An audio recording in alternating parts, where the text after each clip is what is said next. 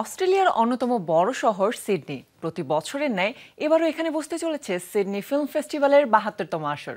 এবছর উৎসবে বাস্তবধর্মী ও সাহসী গল্পের সিনেমার আধিক্য দেখা যাবে। এমনকি উৎসবে প্রদর্শিত হবে ইরানি প্রশংসিত নির্মাতা জাফর পানাহির সিনেমা।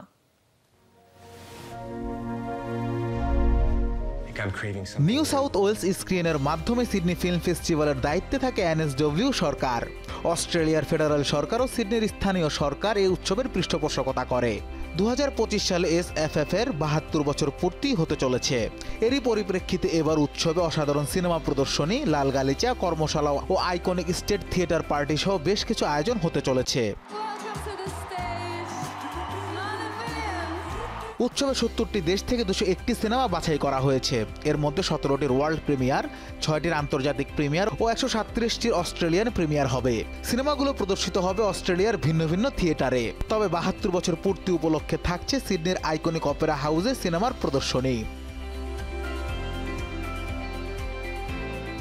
উৎসব পরিচালক হিসেবে দায়িত্ব পালন করবেন নির্মাতা নাশেন মুডলি। তিনি একটি সাক্ষাৎকারে উল্লেখ করেন, কানের পৃষ্ঠপোষকতায় পরিচালিত ১৫টি সিনেমা প্রদর্শিত হবে এবারে সিডনি চলচ্চিত্র উৎসবের মঞ্চে। এর মধ্যে রয়েছে জাফর পানাহির ইট ওয়াজ জাস্ট অ্যান অ্যাক্সিডেন্ট ও কেলি রিচার্ডের ১৭০ দশকের cinema the master mind. Australian চলচ্চিত্র নির্মাতা মাইকেল শ্যাঙ্কস রচিত ও পরিচালিত টুগেদারের অস্ট্রেলিয়ান প্রিমিয়ারের মাধ্যমে শুরু হবে সিডনি ফিল্ম ফেস্টিভ্যাল। সিনেমাটিতে অভিনয় করেছেন অ্যালিসন ভ্রি ও ডেভ ফ্র্যাঙ্কো। এছাড়াও টম হিডলস্টন অভিনীত অস্ট্রেলিয়ান নির্মাতা এমি ওয়াং এর অভিষেক সিনেমা দ্য লাইফ অফ চাক প্রদর্শিত হবে উৎসবে। এছাড়াও থাকছে বেশ কিছু ক্লাসিক সিনেমার প্রদর্শনী। ইরানি নির্মাতা জাফর পানাহির the circle, this is not a film, Tehran taxi সহ মোট 10টি সিনেমা প্রদর্শিত হবে, যেটির শিরোনাম দেওয়া হয়েছে জাফর পানাহি সিনেমা ইন রেভিলিয়ন। এছাড়াও অ্যালাইন মে আরবান লেজেন্ড শিরোনামে মার্কিন নারী নির্মাতা ও অভিনেত্রী অ্যালাইন মেয়ের 4টি কাল ক্লাসিক সিনেমাও প্রদর্শিত হবে উৎসবে।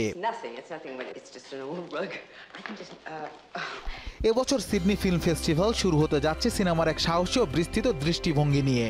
রয়েছে এমন সব চলচ্চিত্র যা বিশ্বের জন্য খুবই জরুরি, পাশাপাশি দর্শকদের মুখোমুখি করবে সমকালীন বাস্তবতার।